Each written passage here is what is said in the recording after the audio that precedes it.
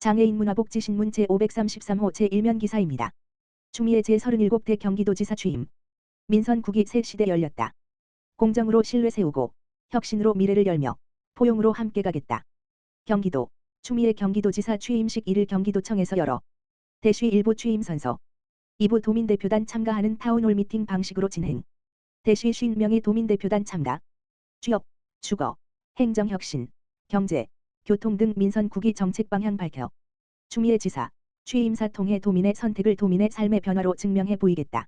도민 여러분과 함께 당당하게 든든하게 출발하겠다 밝혀 추미애 제37대 경기도지사가 1일 공정으로 신뢰를 세우고 혁신으로 미래를 열며 포용으로 함께 가겠다는 포부를 밝히며 민선 9기 경기도의 첫걸음을 내디뎠다. 헌정사상 첫 여성 광역자치단체장의 탄생이다. 추미애 신임 경기도지사는 1일 오전 10시 경기도청 다산홀에서 취임식을 갖고 도지사의 책무와 사명을 약속하는 취임 선서를 시작으로 임기를 시작했다. 도민과 함께 내딛는 첫걸음 공정 혁신 포용 세 가지 약속 제시. 추미애 도지사는 이날 취임사를 통해 경기도는 대한민국의 현재이자 미래이고 그렇기에 경기도의 변화는 곧 대한민국의 변화라며 도민의 목소리를 도정의 출발점으로 삼아 지역과 세대, 산업과 생활의 경계를 넘어 경기도의 가능성을 더 큰 기회로 만들겠다고 밝혔다. 이어 민선 9기 경기도정이 지켜갈 세 가지 약속으로 공정과 혁신, 포용을 제시했다. 추 지사는 첫 번째 공정한 경기도를 만들기 위해 도정 전 과정을 더욱 투명하게 공개하고 모든 결정은 더욱 책임있게 이루어지도록 하겠다고 강조했다. 특권으로 얻은 이익은 바로잡고 성실하게 살아가는 도민들이 상실감을 느끼지 않는 경기도를 만들겠다는 것이다. 두 번째, 혁신하는 경기도를 만들기 위해서는 불필요한 행정 규제와 관료주의적 절차를 과감히 협파해 도민의 일상에서 낭비되는 시간을 아끼고 기술의 진보를 행정의 혁신으로 연결해 도민 삶의 불편을 줄이겠다고 밝혔다. 세 번째, 단 한 사람도 소외되지 않는 포용하는 경기도를 위해 아이부터 어르신까지, 청년부터 장애인까지, 농촌과 도시, 북부와 남부가 함께 성장하는 경기도를 만들어 사회적 약자의 눈물을 닦아주고 불평등과 격차를 치유하는 따뜻한 행정을 펼치겠다고 약속했다. 재정은 바로 세우고 미래 투자는 지킨다. 7조 원 채무, 엄중한 출발. 추 지사는 민선 9기 경기도는 7조 원이 넘는 채무를 안고 출발한다. 2026년 7월 현재 예산이 부족해 약 3천억 원 규모의 사업은 예산 반영조차 하지 못한 엄중한 상황으로 뼈를 깎는 심정으로 재정 구조를 전면 점검하겠다며 재정의 건전성을 지키면서도 도민의 삶과 미래를 위한 투자는 흔들림 없이 이어가겠다고 강조했다. 그러면서 도민의 선택을 도민의 삶의 변화로 증명해 보이겠다. 경기도의 도약이 대한민국의 대도약으로 이어지도록 저의 모든 책임감과 추진력을 다하겠다고 덧붙였다. 대청, 마루 타운홀 미팅 1420만 도민의 목소리가 정책이 된다. 취임식 2부는 도민 대표들의 다양한 의견을 직접 듣고 소통하는 타운홀 미팅 대청, 마루로 진행됐다. 민선 9기 경기도정의 출발이 도민의 목소리에서 시작돼야 한다는 취지로 대청 마루에는 크게 듣고 바닥부터 높은 곳, 마루까지 살피겠다는 의미가 담겼다. 이 자리에는 취업준비 대학생과 예비 신혼부부, 청년 소상공인, 문화예술가, 여성 직장인, 경기도 기회기자단 어린이 등 도민 대표단 패널 50명이 함께했다. 추 지사는 도민 대표들의 의견을 듣고 민선 9기 도정 운영 방향에 대해 설명했다. 반도체, 일자리부터 청년 주거까지 현장 질문에 답하다. 먼저 청년들에게 어떤 새로운 일자리와 성장의 기회를 만들어갈 계획인가라는 취업준비 대학생의 질문에 추 지사는 반도체는 호황인데 나에게는 어떤 혜택이 있지? 라고 할 수 있는데 바로 그렇게 정책을 발굴하고 연결하는 것이 경기도의 책무라며 반도체 기업이 앞당겨서 팹을 가동할 수 있도록 인프라를 조성하는 데 행정력을 집중하겠다. 그것이 되어야지만 청년 일자리도 생길 수 있다. 2030년이면 3번지기 정도 팹이 완성될 수 있을 것 같은데 통계적으로 한 개 팹에 7,000명의 인력이 필요하다고 한다. 경기도의 인재가 풍부한데 이런 분들에게 1만 3 물결표 쌓인 4,000개 일자리를 제공하기 위해 행정적, 재정적 여건을 마련해 나가겠다고 답변했다.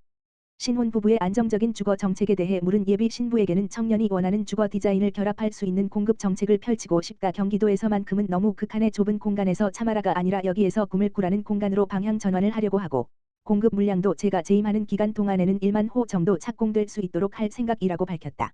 AI 행정혁신 편하지버스 북부 대전환 도민이 체감하는 변화로 스타트업 기업가는 경기도가 AI 선도 모델이 되겠다고 선언하셨는데 어떤 로드맵을 가지고 있는지 궁금하다고 말했다.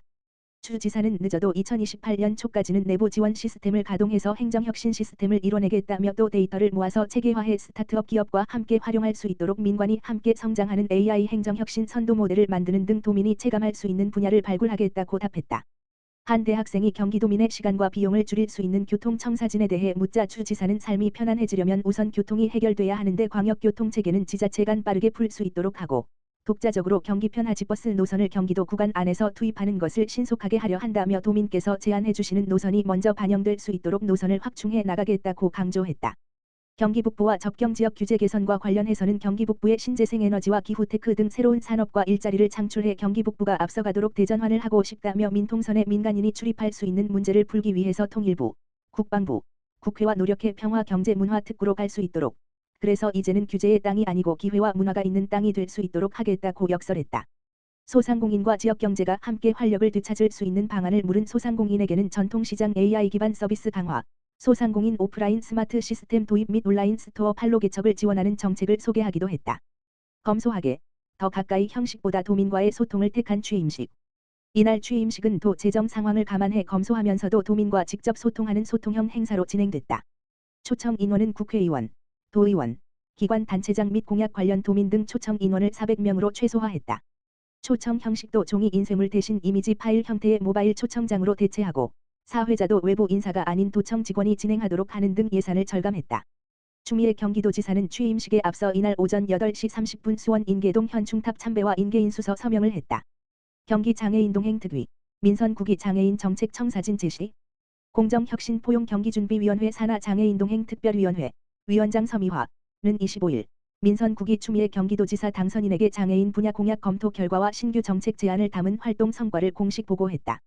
특위는 이번 준비위원회 활동을 통해 당선인의 장애인 관련 공약 12개를 빠짐없이 검토하고 현장 전문가로 구성된 특별위원회 위원 6인이 추가로 발굴한 신규 과제 24개를 포함한 총 36건의 정책 검토서를 작성하였다.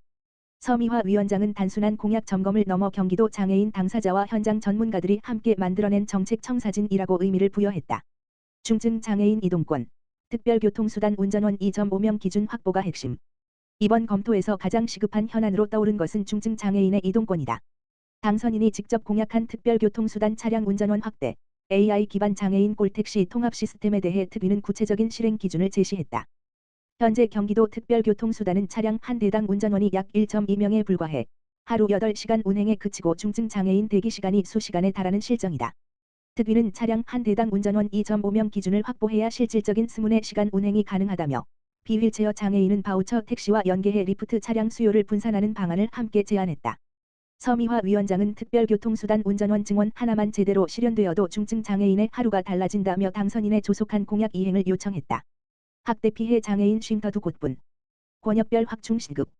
학대 피해 장애인을 보호할 도내 쉼터가 남부 북부 각 한 개소로 단 2곳에 불과하다는 현실도 이번 검토에서 재확인됐다. 2018년부터 2022년까지 경기 남부 장애인권익 공호기관에 접수된 학대 의심 사례만 2,100여 건에 달하지만 이를 즉각 분리 보호할 인프라는 턱없이 부족한 상황이다.